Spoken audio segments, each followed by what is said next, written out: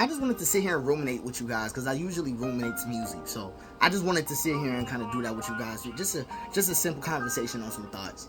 And really the biggest thing that I'm drawn to right now is just the people I refuse to forget. Like, because the narrative always writes someone out the story. And right now, a lot of us are outside of it. A lot of us. A lot of our presence doesn't show up in the narrative. And I think it's one of those things where when I look back at, like, you know, where I showed up the least, or where anybody shows up the least, is in their childhood. Right? You're invisible, basically. Labeled, renamed, everything repackaged to fit someone else's story. And I think that it's always tough to sit in that and actually find where you are. You know what I'm saying? And a lot of these people, they undergo fusion. They sit there and they have these ideas and they have these dreams, but they only look out into the world and they see who they are in it. So they aren't able to actually sit and overflow with it. But that's all you have to offer in this world is abundance. That's all you have to offer. It flows from you effortlessly. But sometimes when you look at the horizon itself becomes a cage. It sits there and mocks you. Your dream sits there and clowns you harder than anything else in this world. You'll be looking forward and wondering, when is it ever going to reach? But it's not about it reaching. It's about you engaging with the infinite.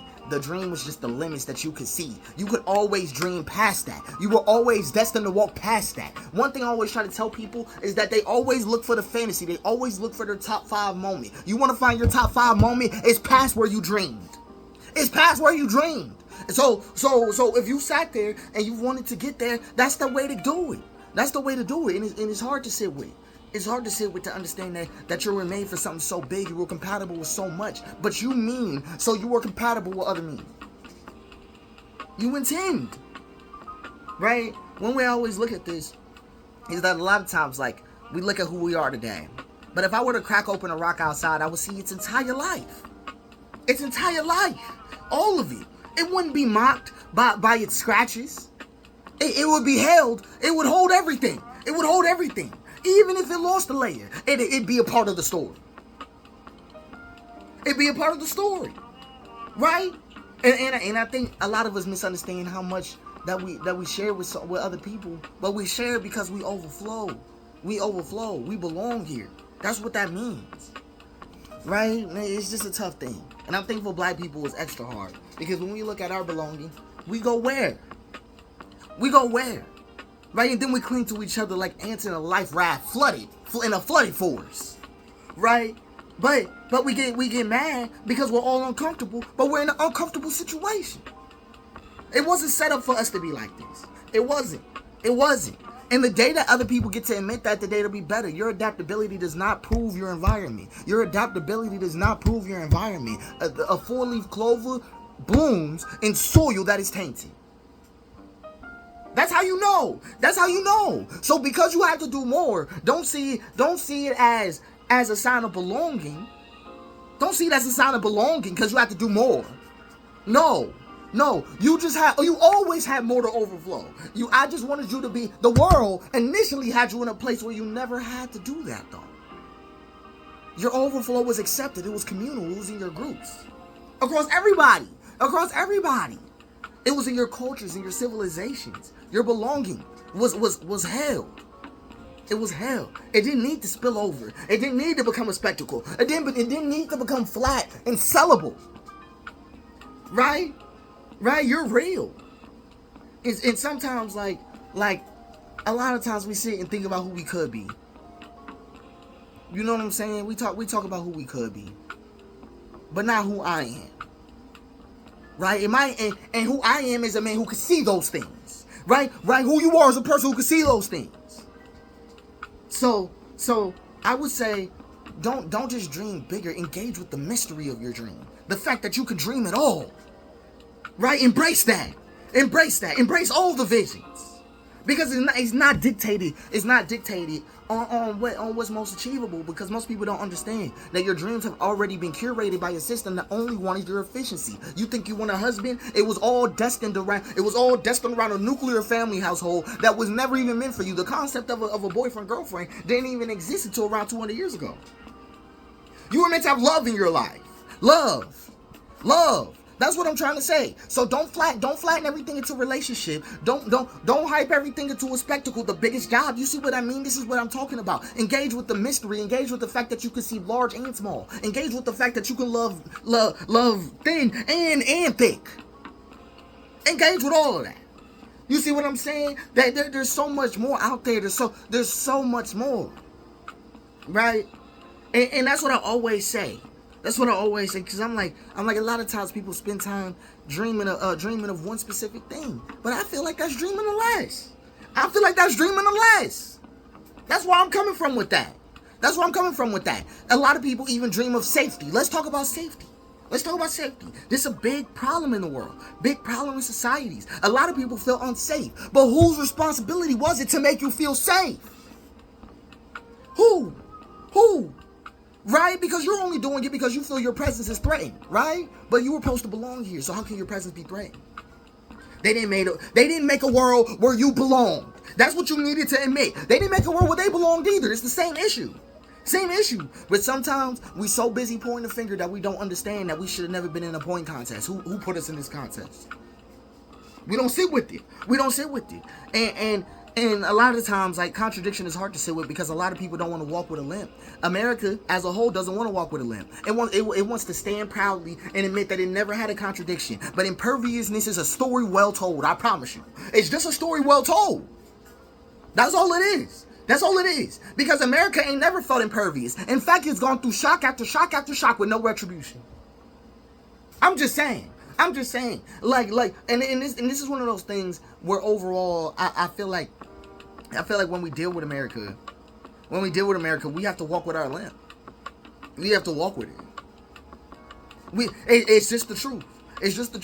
And every day that you, even yourself, don't walk with your limp, you can't expect to heal. You can't. You'll never achieve that.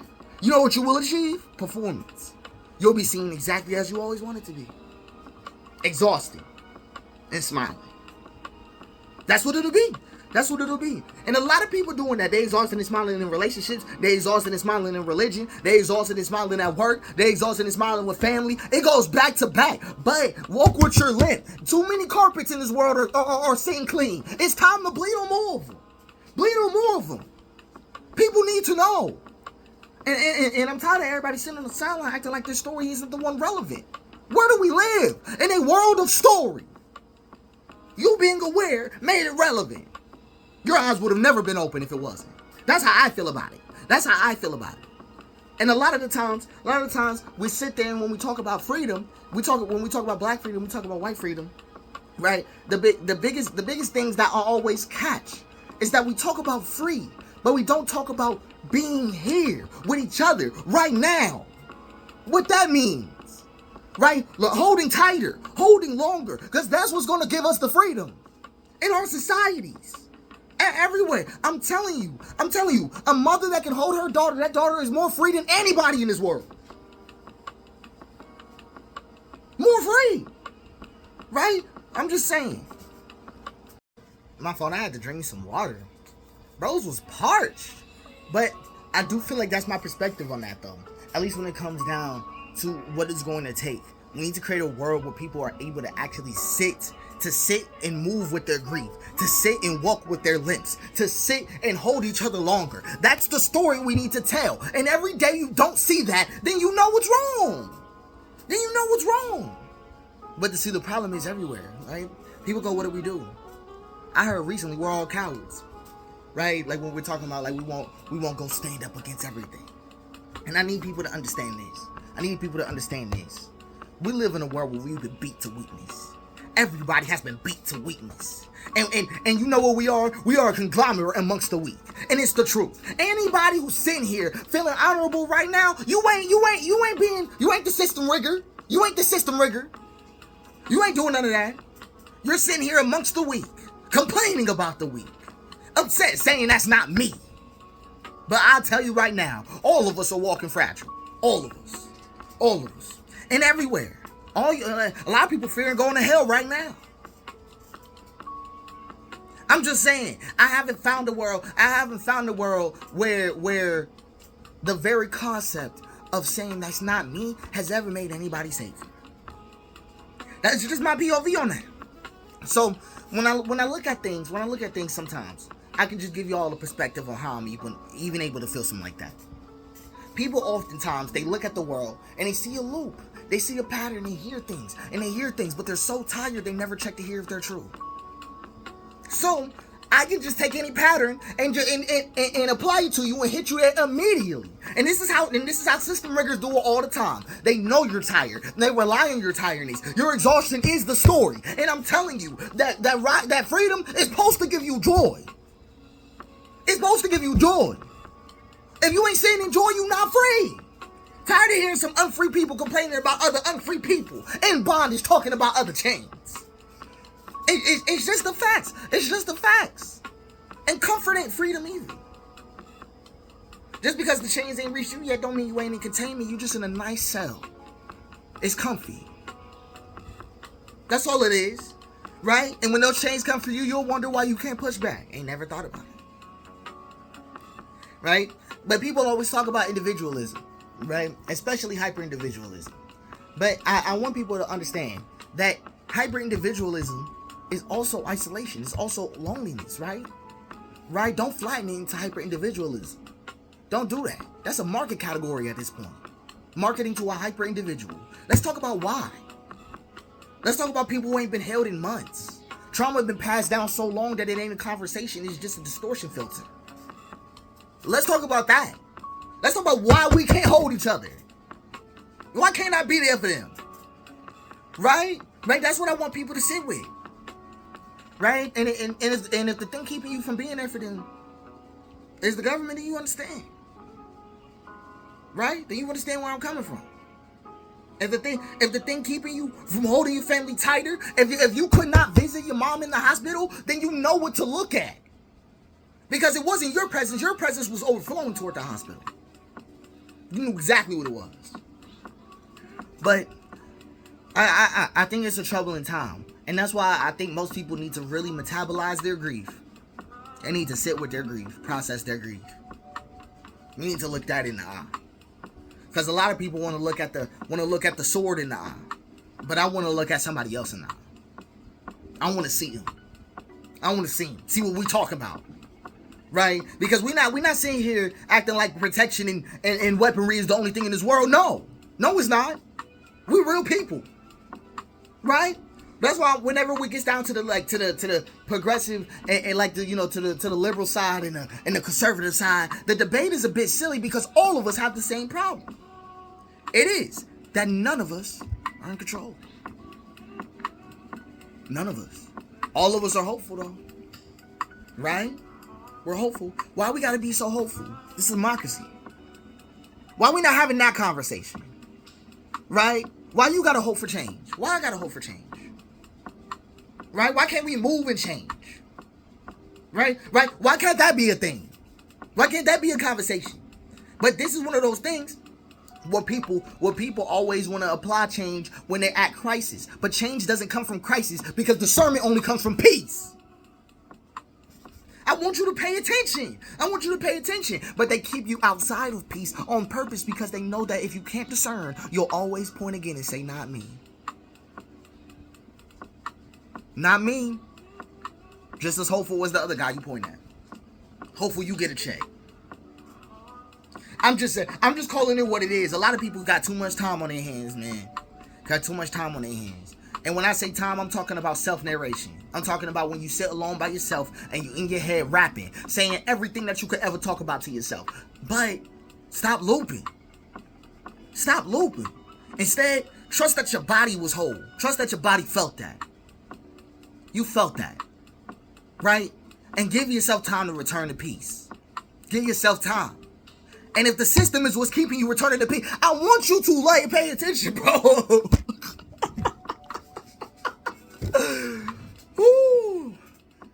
Because it's not a light conversation. It's not a light conversation. And a lot of times these deep thinkers, they sit here and act like they locked in, but you can't think and then miss all this. You can't say that. I don't care what book you read either. You cannot think and miss all this. I didn't even know this was over here. But that's just my little take. I just wanted to sit here and talk to y'all for a little second. Over some shit. You know what I'm saying? Just over some quick little shit. But that's how I'm feeling right now, and that's really all I got going on.